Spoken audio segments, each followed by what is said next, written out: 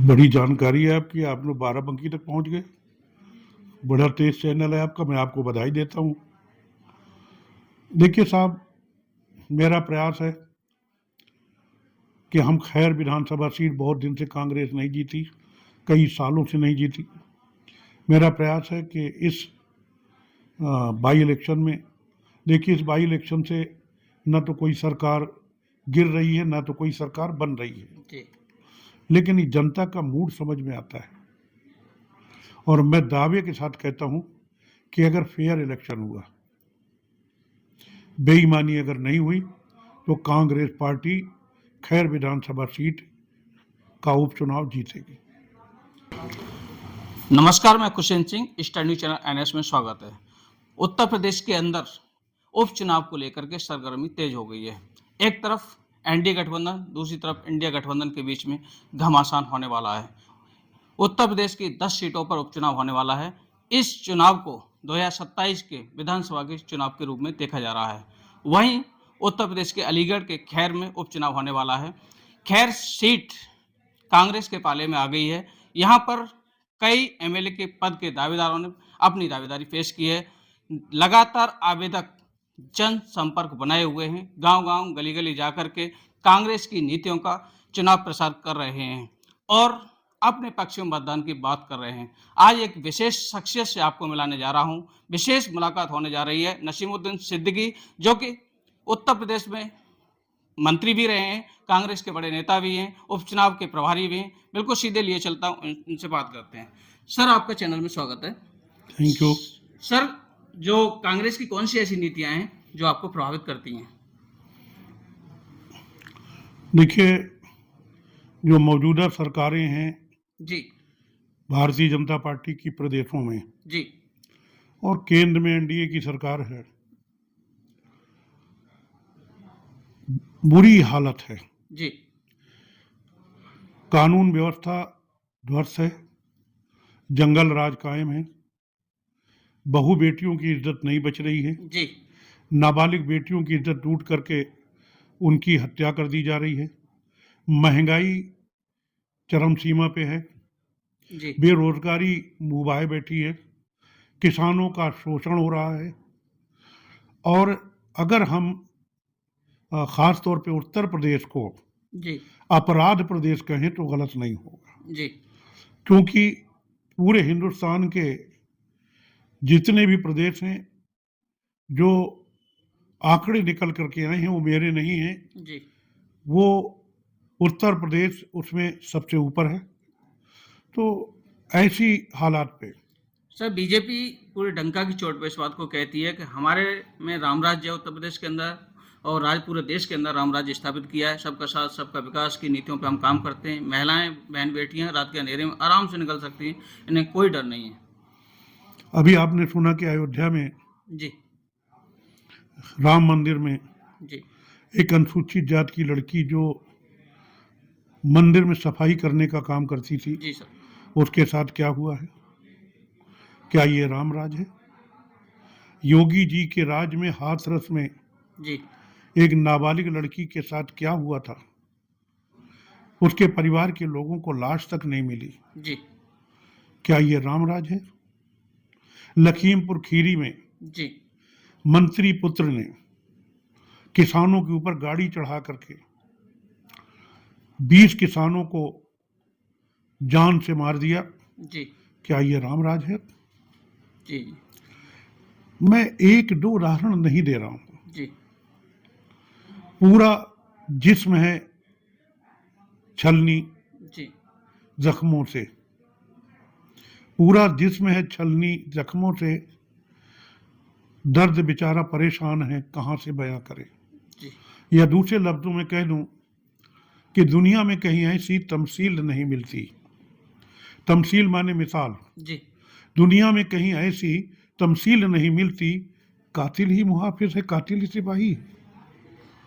महसूस ये होता है जी ये दौरे तबाही है, शीशे की अदालत है, पत्थर की गवाही। जी इनके सांसद जो हैं जी वो महिला पहलवानों के साथ क्या करते हैं? जी कुलदीप सेंगर ने एक बेटी के साथ क्या किया? इनकी भारतीय जनता पार्टी का जी सर, एमएलए, इनके एमएलए एमपी बुरी तरीके से अपराध में पूरी तरीके से मुब्तला हैं जी और योगी जी मोदी जी आप देख रहे हो। जी सर। उसके बाद भी आप कह रहे हो कि नहीं साहब कानून का राज है। सर संसद में पूरे देश के सामने बिल्कुल लाइव अनुराग ठाकुर बीजेपी के सांसद हैं, उन्होंने राहुल गांधी जी की जाति पर टिप्पणी की, क्या कहेंगे सर? ये कोई नई बात है? राहुल गांधी जी का सोच का, जी जो व्यक्ति राहुल गांधी की सोच का पसंगा नहीं है वो उसकी जात की बात करता है क्या? जिस दिन उस संसद ने ठाकुर ने, जी सर। अनुराग ठाकुर ने जी शपथ ली थी जी और संविधान की शपथ ली थी, उस संविधान में क्या ये जाति पात को बढ़ावा दिया गया या रोका गया? तुमने तो संविधान की जो शपथ ली वही तोड़ दी। जी कभी तुम्हारा एक एमपी अमरोहा के सांसद को क्या नाम, दानिश को, दानिश अली। उसने कहा ए कटवे, जी सर।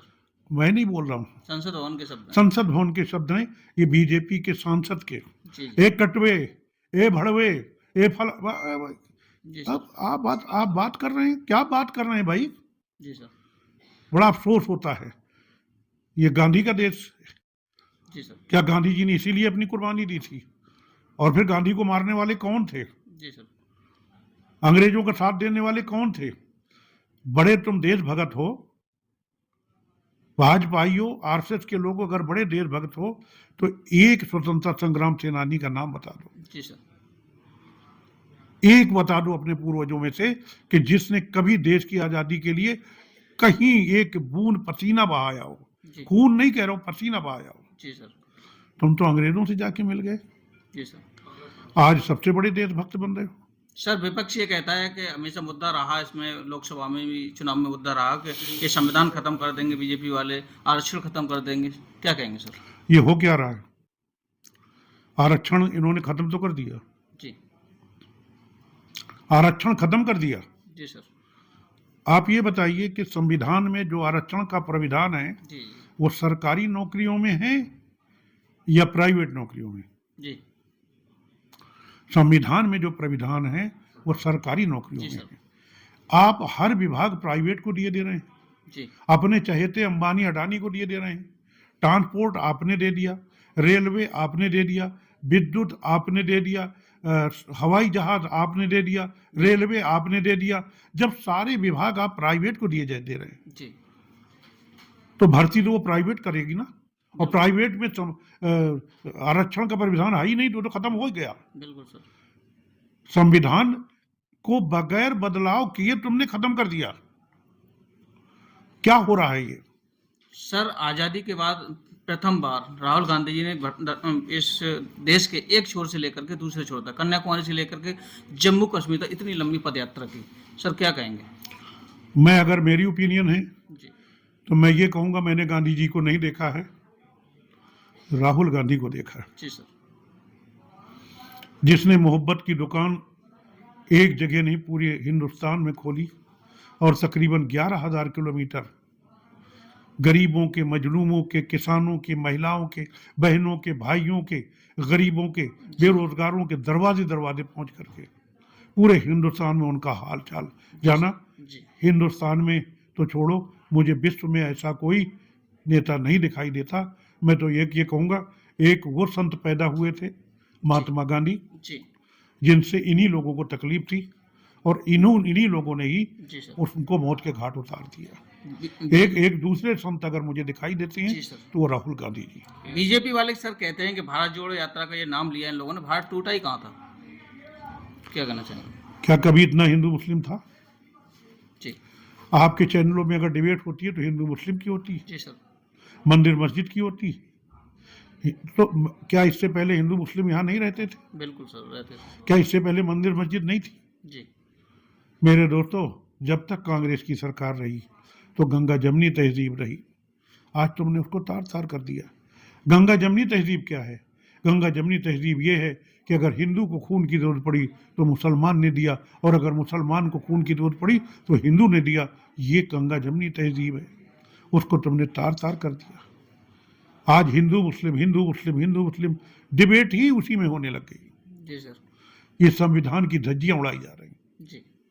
उत्तर प्रदेश के मुख्यमंत्री योगी आदित्यनाथ जी कहते हैं कटोगे तो बटोगे, एक रहोगे तो नेक रहोगे। अगर उनकी नीयत खराब है जी सर। तो मैं निंदा करता हूं, और अब वो पूरे प्रदेश को एक करना चाहते हैं जी सर। बिना जाति बिना धर्म बिना वर्ग बिना संप्रदाय के, तो मैं स्वागत करता हूं। जी सर। हिंदू राष्ट्र की लगातार बीजेपी वाले बात उठाते हैं, हिंदू राष्ट्र होना चाहिए देश में, तो क्या कहेंगे आप हिंदू राष्ट्र? महज दिल बहलाने के लिए जी गालिब ख्याल अच्छा है। मेरी कोशिश है कि मैं अपनी कुर्बानियां देकर के कांग्रेस को मजबूत करूं। इसमें मेरा स्वार्थ है, क्योंकि कांग्रेस अगर मजबूत है तो मैं मजबूत हूं, और कांग्रेस अगर कमजोर है तो मैं गड्ढे में हूं। मैं गड्ढे में नहीं रहना चाहता। हरियाणा और कश्मीर के चुनाव के बारे में क्या कहेंगे? हम जीत रहे हैं। हरियाणा में हम सरकार बना रहे हैं, कश्मीर में हम बना रहे हैं, हम महाराष्ट्र में हम बना रहे हैं, झारखंड में हम बना रहे हैं। अभी जितने भी चुनाव होते हैं अभी देखते जाइए क्या होता है, और मेरे झूठ बोल देने से क्या होगा, रिजल्ट तो आएगा ना सामने। अच्छा सिद्दीकी जी, ये जो राहुल गांधी जी हैं, उनसे क्यों बौखलाई हुई है भाजपा? कभी कहती है उनकी जीप काट दो, कोई कहता है उनका वीजा गायब कर दो, कोई कहता है वीजा कैंसिल कर दो। तो ये क्या है, क्या मामला है, क्यों घबराई हुई है भारतीय जनता पार्टी? एक चीज ये है कि आदमी डरता किससे है? जो कुछ होता है, जो कुछ नहीं होता उससे नहीं डरता है। अगर भाजपा घबराई हुई है तो हमारे लिए शुभ संकेत है। हम इस देश में और प्रदेश में जनता के हित वाली सरकार बनाएंगे बनाएंगे बनाएंगे। 9 अक्टूबर को आपकी खैर में एक रैली होने जा रही है, उसकी तैयारियों को लेकर आप जुटे हुए हैं, कार्यकर्ताओं से दिन रात 2 दिन से यहाँ रहेंगे और संवाद कर रहे हैं, किस तरीके से भीड़ जुटेगी, उसकी क्या पूरी तैयारी हो चुकी है? सब कुछ बता दूंगा, आप दिखा देंगे। हम उसका फायदा ले पाए या न ले पाए, हमारे विरोधी उसका काट शुरू कर देंगे। तो हर चीज ओपन मत कराइए, कुछ तो गोपनीय रहने दीजिए। कांग्रेसी कार्यकर्ताओं को आपका सहयोग मिल रहा है? मैं तो ये नहीं जानता कि मेरा सहयोग उनको मिल रहा है कि नहीं मिल रहा है। मुझे उनका सहयोग भरपूर मिल रहा है। सिद्दीकी साहब, आप जब से यहाँ 2 दिन से आए हुए हैं, अभी 22 तारीख को भी आप कार्यक्रम में थे और 9 तारीख को भी रहेंगे, आज कोई इतराज है क्या? और दूसरा ये कल भी आप रहेंगे अलीगढ़ में, तो आपको लेकर कांग्रेसी क्यों गदगद है?